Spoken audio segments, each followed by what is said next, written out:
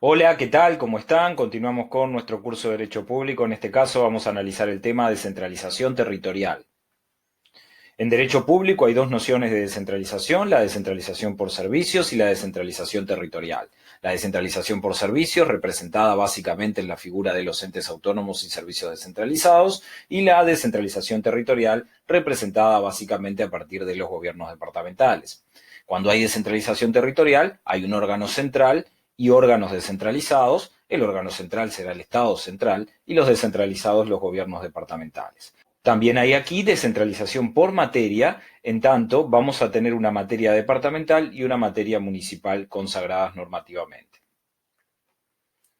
La distinción de competencias es definida en la Constitución y en la Ley Orgánica Municipal. El artículo 262 de la Constitución establece que el gobierno y la administración de los departamentos, con excepción de los servicios de seguridad pública, serán ejercidos por una junta departamental y un intendente. Por lo tanto, existirán competencias que no pueden ejercerse por los gobiernos departamentales, como son la seguridad pública, que es competencia del Poder Ejecutivo, y veremos también que tampoco puede haber organización de entes autónomos y servicios descentralizados en la órbita departamental. La Constitución prevé la existencia también de gobiernos locales para núcleos urbanos o centros poblados en los artículos 262, 287 y disposición transitoria I. El artículo 262 de la Constitución prevé que la ley sea la que delimite los cometidos de las autoridades departamentales y de las autoridades locales. En aplicación de dichos artículos se sancionó la Ley 19.272 de descentralización política y participación ciudadana que consagra a los municipios. ¿Cuál es el fundamento de la descentralización territorial? Bueno, existe un fundamento técnico que es evitar la centralización, evitar los problemas que trae consigo la centralización del poder de la actividad estatal. En segundo lugar, hay un fundamento de tipo político que es la democracia interna. En tanto, en una determinada región del país, la opinión pública de los ciudadanos puede no coincidir con la opinión en lo que refiere al gobierno de la administración central. Cuando analizamos el sistema orgánico gobierno departamental, vamos a encontrar allí dentro dos órganos necesarios, la Intendencia Departamental y la Junta Departamental. Recordemos que los municipios son órganos desconcentrados de la Intendencia Departamental, por lo tanto, ejercen sus competencias dentro de una determinada circunscripción territorial. Analicemos ahora uno de esos órganos, en este caso la Junta Departamental. El artículo 263 de la Constitución establece que tendrá 31 miembros.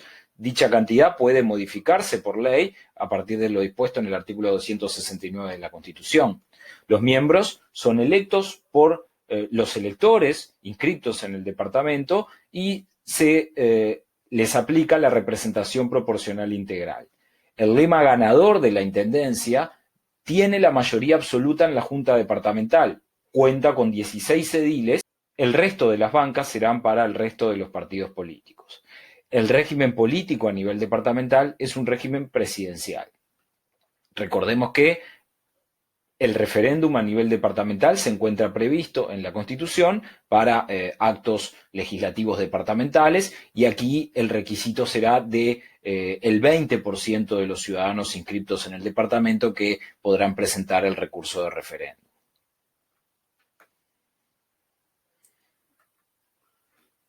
Analicemos ahora el otro de los órganos integrantes del sistema orgánico de gobierno departamental, que es el intendente departamental. El intendente departamental es electo por los electores en el departamento en un régimen de acumulación de votos por lema. ¿Qué significa esto? Bueno, que gana el candidato más votado dentro del lema más votado. Podrá haber dentro de cada lema político hasta 3 candidatos a intendente. El intendente se elige con 4 suplentes. Agotados los 4 suplentes, pasa a ejercer la intendencia el presidente de la Junta Departamental. Respecto de los municipios, vamos a analizar algunas de sus características. El artículo 1 de la Ley 19.272 establece que en aquellas poblaciones de más de 2.000 habitantes se constituirá un municipio y su circunscripción territorial deberá conformar una unidad con personalidad social y cultural.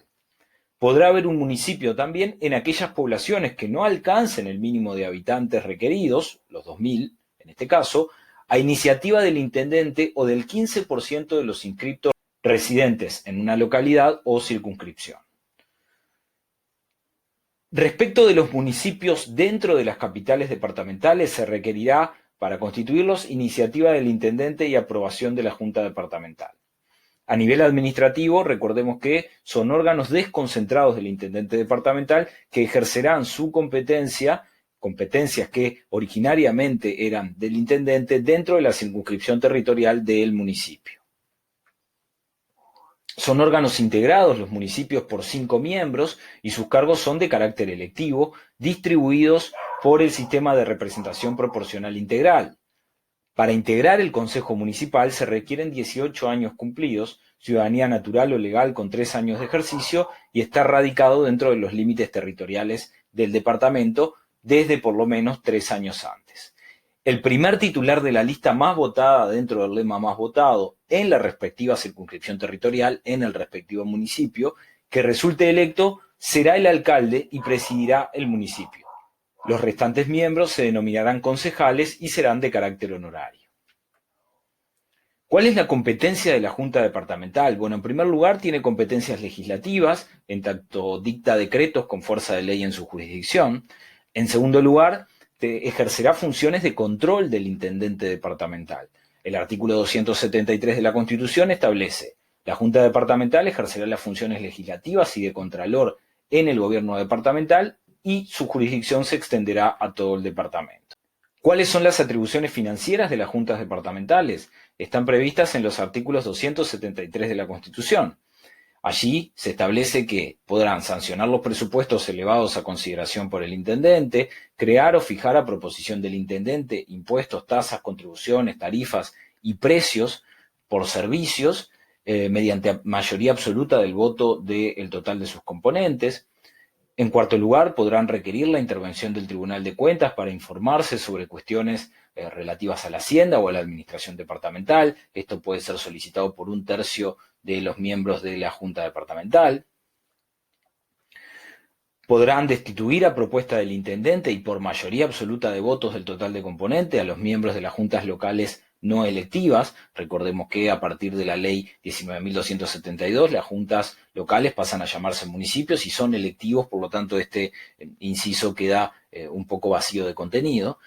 Sancionar, en sexto lugar, por 3/5 del total de sus componentes dentro de los 12 primeros meses de cada periodo de gobierno el presupuesto de sueldos y gastos y remitirlos al intendente para que lo incluya en el presupuesto respectivo. Es el presupuesto de la Junta en este caso.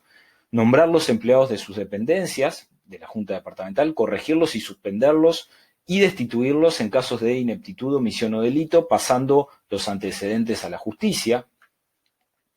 Otorgar concesiones para servicios públicos, locales o departamentales a propuesta del intendente y por mayoría absoluta de votos del total de sus componentes. Crear a propuesta del intendente nuevas juntas locales. Considerar las solicitudes de venia de acuerdo a lo que el intendente formule. Solicitar las modificaciones o ampliaciones de la ley orgánica de los gobiernos departamentales. ¿Cuáles son las competencias del intendente departamental? Bueno, el artículo 274 de la Constitución le consagra funciones ejecutivas y administrativas. Y el artículo 275, en su numeral 1, establece que es un cometido del intendente hacer cumplir la Constitución y las leyes.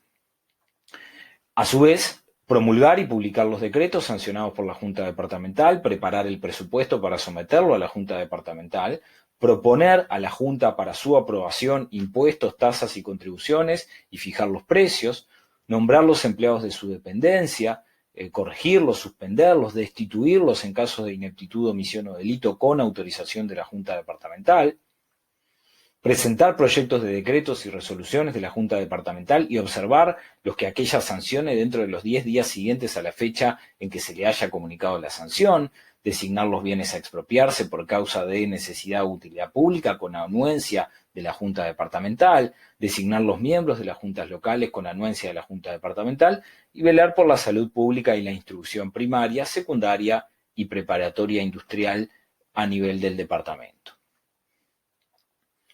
A nivel departamental vamos a tener un régimen, como decíamos, presidencial, en donde la orientación política del intendente no está controlada por la Junta y la Junta no podrá censurar ni destituir al intendente.